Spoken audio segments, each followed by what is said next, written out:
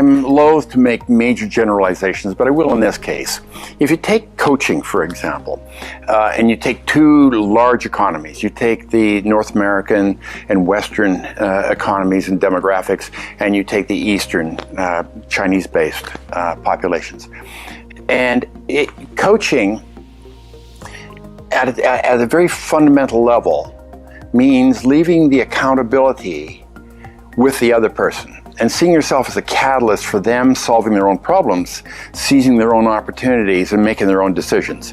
There's an assumption behind great coaching is you're quite capable of doing that, and my role is really to facilitate that, to be a catalyst in doing that. And in North American societies, that tends to be more readily accepted than in Asian societies. And it's not because of any malicious feelings. It's really because of a deep-seated desire to serve others.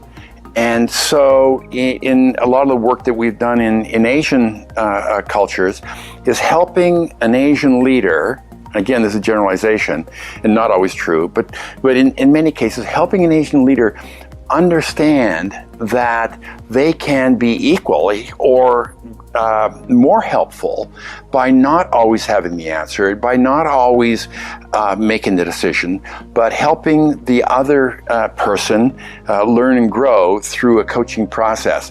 The cool thing about it, in my experience, is when they understand that, when they get that, and through workshops and through practical experience, is they become wonderful coaches because they're deeply committed to the success of other people, and they see this as a vehicle for doing that.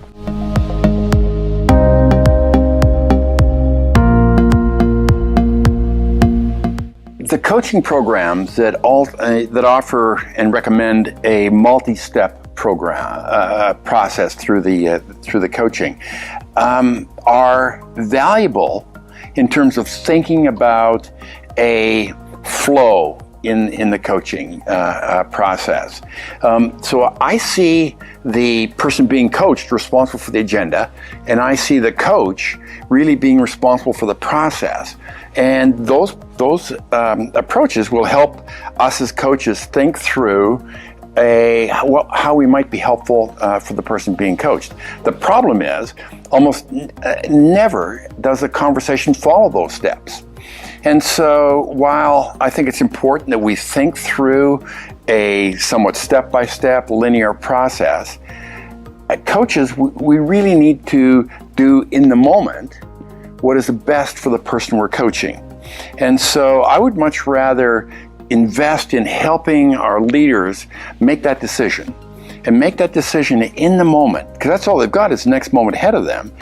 In that moment, what's the best thing you can do for the person being coached? Is it a question? Is it an insight? Is it sharing an insight? Is it a piece of feedback, a constructive confrontation? Is it nothing at all? Maybe it's just silence in that moment. Maybe the best thing is a period of reflective silence. And